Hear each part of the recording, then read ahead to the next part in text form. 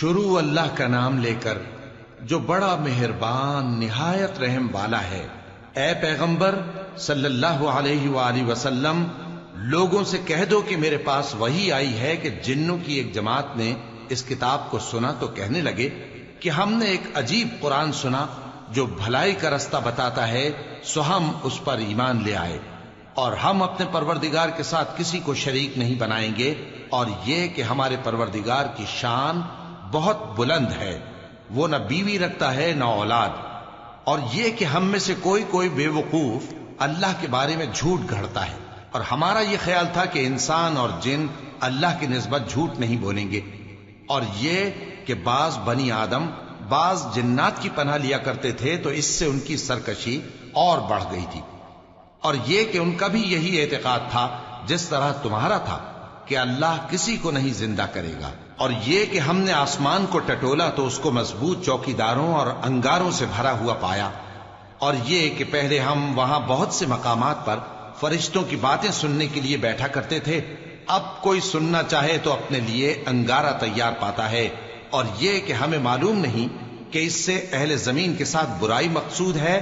یا ان کے پروردگار نے ان کی بھلائی کا ارادہ فرمایا ہے، اور یہ کہ ہم میں بعض نیک ہیں اور بعض دوسری طرح کے، ہمارے کئی طرح کے مذہب ہیں، اور یہ کہ ہم نے سمجھ لیا ہے کہ ہم زمین میں خواہ کہیں ہوں اللہ کو ہرا نہیں سکتے اور نہ بھاگ کر اس کو تھکا سکتے ہیں، اور جب ہم نے ہدایت کی کتاب سنی اس پر ایمان لے آئے، سو جو شخص اپنے پروردگار پر ایمان لاتا ہے تو اس کو نہ نقصان کا خوف ہے نہ کسی طرح کے ظلم کا، اور یہ کہ ہم میں بعض فرما بردار ہیں اور بعض نافرمان ہیں، تو جو فرما بردار ہوئے وہ سیدھے رستے پر چلے، اور جو نافرمان ہوئے وہ دوزخ کا ایندھن بنے۔ اور اے پیغمبر صلی اللہ علیہ وآلہ وسلم، یہ بھی ان سے کہہ دو کہ اگر یہ لوگ سیدھے رستے پر رہتے تو ہم ان کے پینے کو بہت سا پانی دیتے تاکہ اس سے ان کی آزمائش کریں، اور جو شخص اپنے پروردگار کی یاد سے منہ پھیرے گا وہ اس کو سخت عذاب میں داخل کرے گا، اور یہ کہ مسجدیں خاص اللہ کی ہیں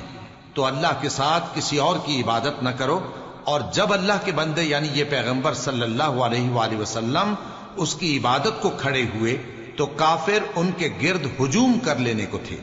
اے نبی صلی اللہ علیہ وآلہ وسلم، کہہ دو کہ میں تو اپنے پروردگار ہی کی عبادت کرتا ہوں اور کسی کو اس کا شریک نہیں بناتا، یہ بھی کہہ دو کہ میں تمہارے لیے نہ کسی نقصان کا اور نہ نفع کا کچھ اختیار رکھتا ہوں، یہ بھی کہہ دو کہ اللہ کے عذاب سے مجھے کوئی پناہ نہیں دے سکتا اور میں اس کے سوا کوئی جائے پناہ نہیں پاؤں گا، ہاں اللہ کی طرف سے احکام کا اور اس کے پیغاموں کا پہنچا دینا ہی میرے ذمہ ہے، اور جو شخص اللہ اور اس کے پیغمبر کی نافرمانی کرے گا تو ایسوں کے لیے جہنم کی آگ ہے، وہ ہمیشہ ہمیشہ اس میں رہیں گے، یہاں تک کہ جب یہ لوگ وہ دن دیکھ لیں گے جس کا ان سے وعدہ کیا جاتا ہے، تب ان کو معلوم ہو جائے گا کہ مددگار کس کے کمزور ہیں اور شمار کن کا تھوڑا ہے۔ کہہ دو کہ جس دن کا تم سے وعدہ کیا جاتا ہے میں نہیں جانتا کہ وہ عنقریب آنے والا ہے یا میرے پروردگار نے اس کی مدت دراز کر دی ہے،